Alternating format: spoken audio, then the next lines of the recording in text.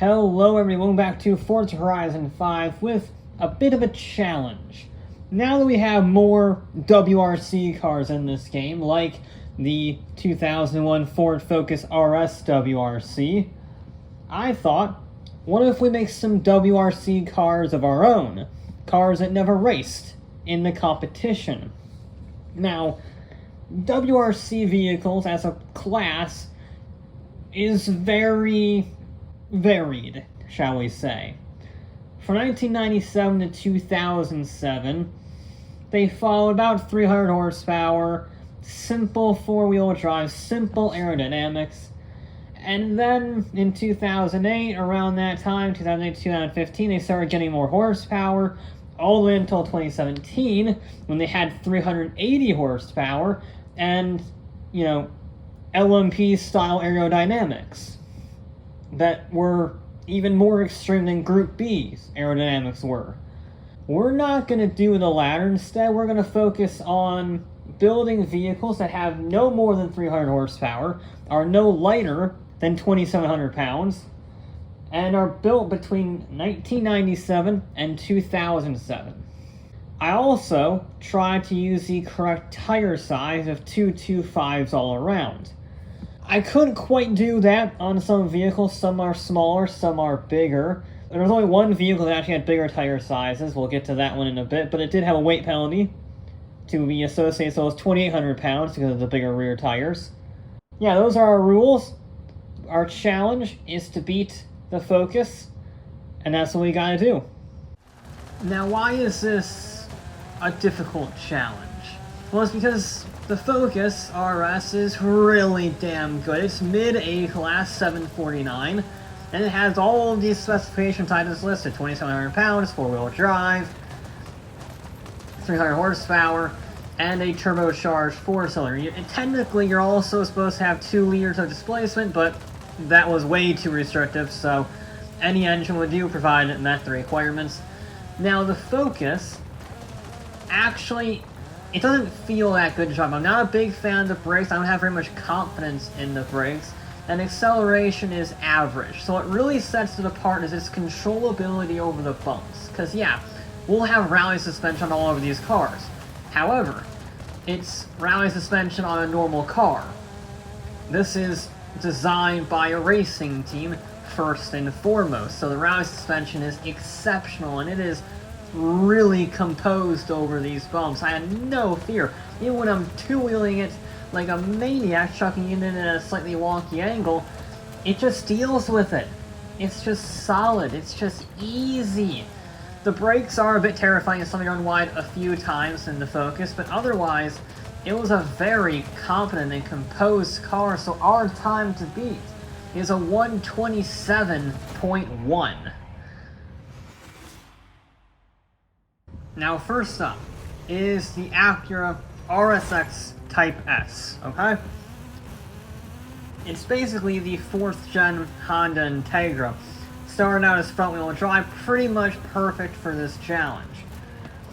Unfortunately, it was just lacking a little bit of acceleration. These vehicles are all very close together. Most of them are within 20, in fact everything is within 20 PI points of each other. Most of them are within 10 PI points of each other. So it really comes down to the minute handling and acceleration characteristics. And while I like this Acura more under brakes than the Focus, it just didn't have the same composure. It just wasn't quite as fast at the corners. It wasn't quite as fast accelerating. You can see there, we were barely exceeding 90 miles an hour, while the Focus was exceeding 100 miles an hour through there. So it's definitely lacking just that little bit of overall pace. And I should also make note, since it has Forza Aero on it, none of these vehicles are tuned, because once you start tuning things, it becomes more about that than the car, and I'm not good enough at tuning to be able to make an intelligent tune every single time, so don't even bother with that. Although I will say that in that second half, this car does come alive a little bit more. It's just in that first half, it does not have the acceleration, and therefore, we are a long way off of that Focus, a 128.9. Really good in the second half, not so good in the first half. Next up is the only cheaty car of the day, the only 2,800-pound vehicle, the Nissan Fairlady Z from 2003. This has two 5.5s on the rear, two 2.5s up front. I couldn't change the rear tires, I couldn't make them any smaller, so we're stuck with two 5.5s on the rear. Saying that, this car was not good. Again, similar to the RSX, it's got composure in the first half, but it does not have the acceleration. The acceleration is severely lacking, maybe because it's naturally aspirated. This was nearly at the 300 horsepower mark without turbocharging, like the stock engine was nearly at 300 horsepower. So you had very little room for upgrades, let alone a turbocharger, which really gives you some serious power and some serious kick out of the corners. So it was lacking that acceleration. It could carry the speed, which is why it nearly hit 100 miles an hour there, but it just doesn't have the get out of the corner, and that means it does struggle.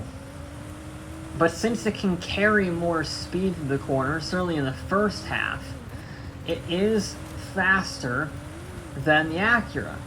In fact, it is exactly half a second faster than the Acura because of those bigger rear tires. It's 2,800 pounds in order to compensate for, at least to try to compensate for those bigger tires, but at the end of the day, grip is a very important thing, and while it has more of it than the Acura, it's nowhere near fast enough to beat that Focus. Next up, we have another sports car that I was honestly kind of surprised fit into the rules. The Honda S2000, not the CR, this is the 2003 model, which means it's got the really high revving engine, and now normally I would consider that a brilliant thing, and on this course it's not. Because in a similar sense to the Nissan, it's just lacking that torque. You really have to be high up in the revs in order to get the maximum 300 horsepower. And on this course, with a lot of hairpins, a lot of slow speed sections, it does struggle, the Honda, it really does.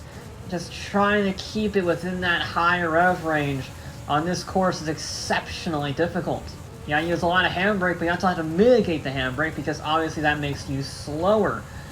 So when it does get up to speed, it absolutely flies because it's a proper front mid-engine sports car. In fact, it's faster than the Focus in some sections on the high speeds for sure. But getting to those speeds, it's just lacking. And even a massive rear wing couldn't save the S2000. It just wasn't there. Which is a shame, because I was amazed that this could fit perfectly within the rules. Proper tire sizes, proper weight, proper horsepower, everything. So the fact this could get in the rules is amazing, and while it is faster than the Nissan, it's still a long ways off. A long ways off the Focus, only up 0.02 of a second faster than Nissan, so pretty much identical, our two sports cars. We're actually sticking with the Honda theme as our second Honda in a row. A car that I thought would do a lot better than it actually did. The 2003, I think that's the 2003, Honda Civic Type R. Yeah, I didn't choose 2007 Civic because it looks like an egg. It's one of the worst cars ever designed, right up there with the Aztec in my opinion. And this one, I think, looks better, and it has similar performance, and it's more in line with the WRC era that we're talking about, more in line with the Focus era. And again, it's a perfect match for the Focus. In fact, it's only 4 PI points lower than the Focus is. This is 745. So I thought, okay, lightweight, hot hatch, gonna be great. And no, it really wasn't. It was anticlimactic, shall we say.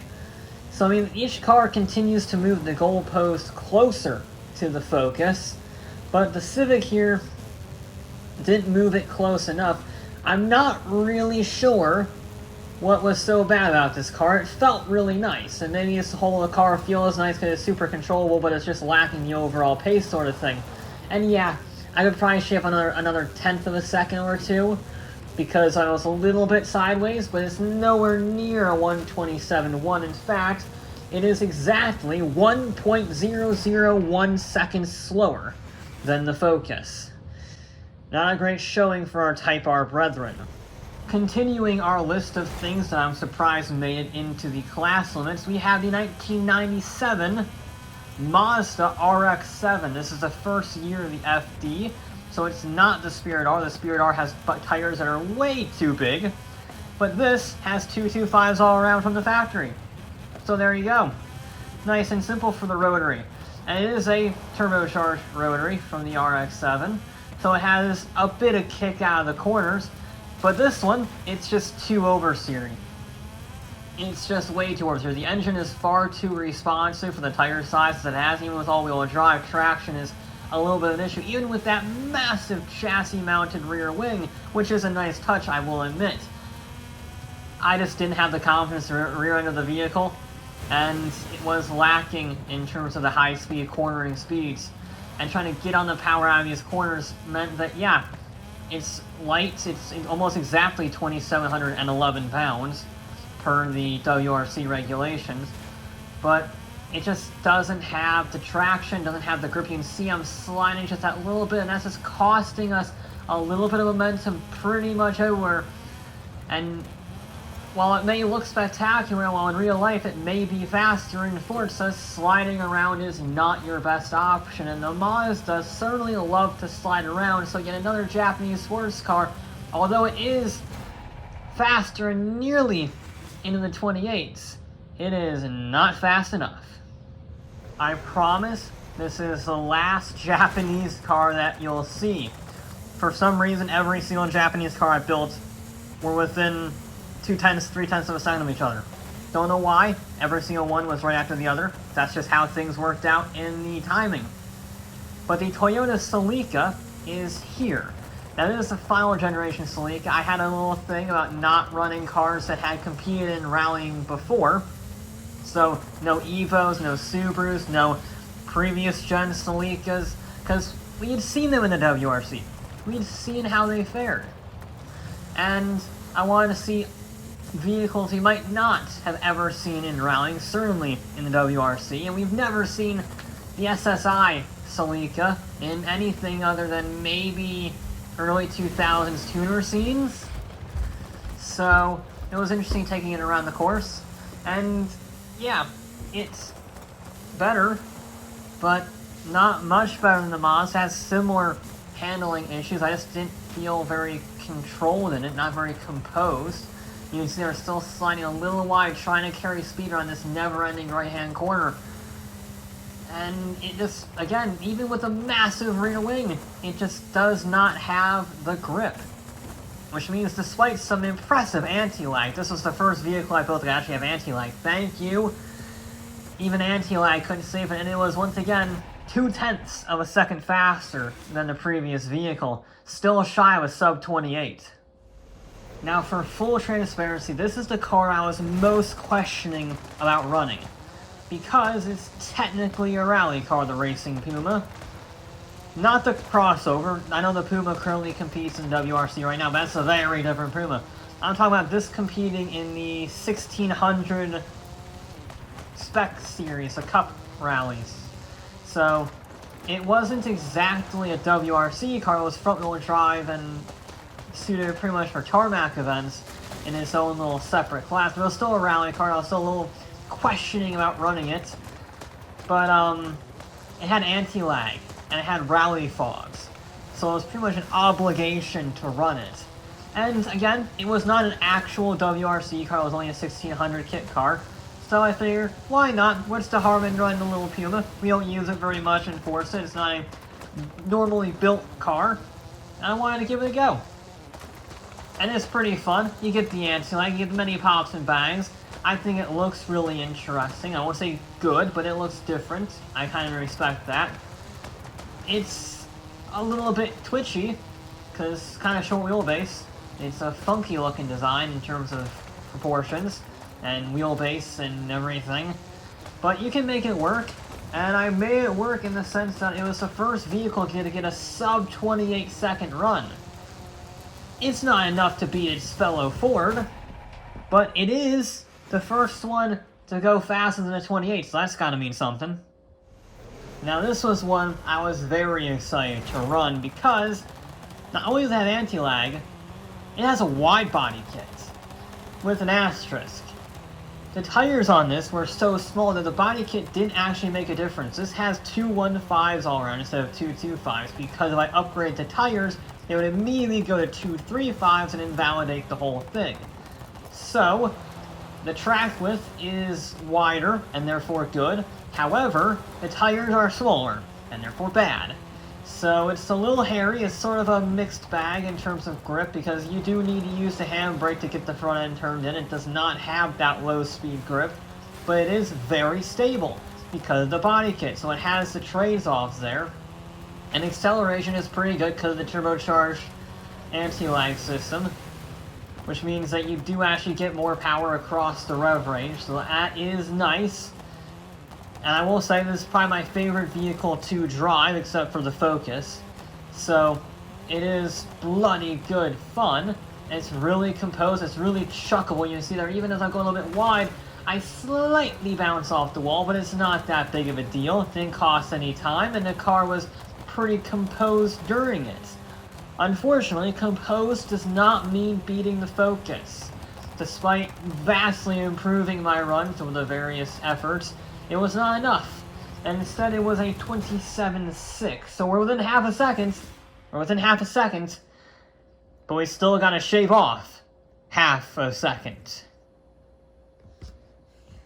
Now we've had all these sensible cars go through here, and they haven't done very well. Some have gotten closer than others, but they really haven't done very well. So you can imagine my surprise when my comedy joke car actually did really well. I threw the Volvo 850R in here because it's an estate car that somehow meets every requirement except for the weight. No matter what I did, apart from remove the roll cage, which I was not going to do, I could not get it below 2,800 pounds. So it has 300 horsepower, 225s, all-wheel drive, aero kit, 2,800 pounds. I couldn't get it any lower than like 2,830. That being said, the estate car, despite all odds, and all the sports cars and hot hatches that have come before, did really well. Maybe it was the gearbox. For whatever reason, the gearbox was super short ratioed in this. I mean, I was in 6th gear, heading on that straightaway. But whatever the reason is, the Volvo was pretty damn good. It was really impressive. I was amazed. It reminds me of the 850R touring car. It never won anything, but the fact that it was competitive at all is kind of hilarious. And I stand by, this is my favorite car. I know I said the Mini was my favorite to drive, and it is the best to drive, but the fact this is faster than the Mini is icing on the cake that an estate car was faster than a bunch of sports cars and hot hatches. Not by much. 0.02 of a second faster than the Mini, I like to point out. But faster is faster. It doesn't matter if you win by an inch or a mile. Winning's winning. Which meant that all eyes were on the final vehicle that I built, the R32 Golf from Volkswagen. Now this is much more in line with the rules than the Volvo was, that is for sure. It's actually at the weight limit and not 130 pounds over it. But still, I didn't really have any huge expectations for it. I knew it has a great engine that has lots of torque across the whole range, but I didn't expect much, in all honesty. I got much. I got very much. It's just so composed, and the acceleration is so good. You can get power pretty much anywhere in the rev range.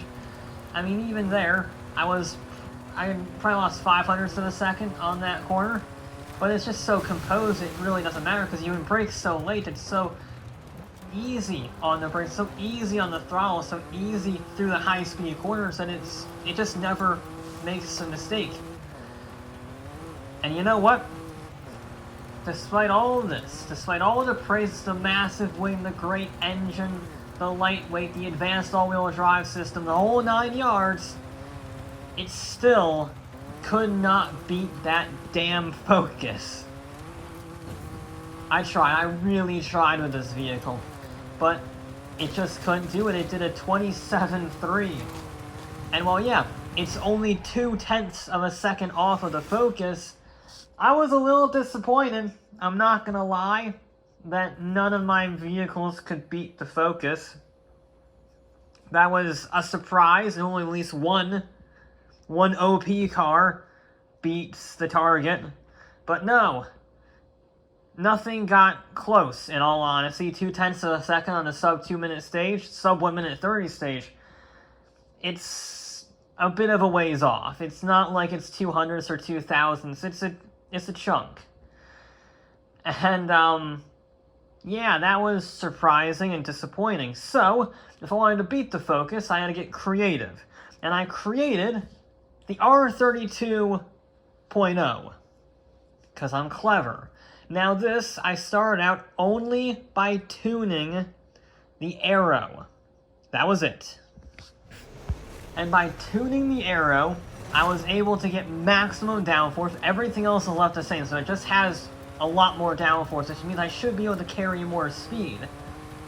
And with that, I put a paint job on it to differentiate it from the other cars so you didn't get confused, and I sent on the course on my first attempt. And you could tell it's just so much better. Like, you could see, not only could you see it on the tachometer, just how much faster I was going through the corners, how much more speed I was carrying. You could just feel it. It was more composed. It was smoother over bones because it had more weight pressing down over, so it wasn't going to bounce around as much.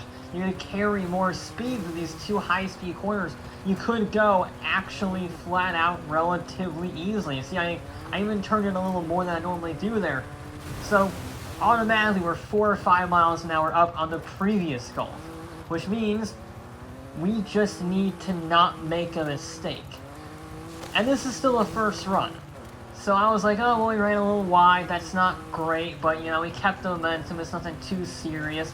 A little bit of air time, nearly bounced it off the wall, okay, fine, let's not go crazy on this, it's the first attempt, let's just set a pace, see how it's doing. And, it was doing really good, as in a sub 1:27 good. It did a 1:26.9 on its first run. So yeah, the Golf is incredibly fast when you turn the aero up. So there you go. You can beat the Focus RS WRC on equal footing with an asterisk. You need full Forza aero in order to do it. Because, again, we were 0.2 of a second off at best.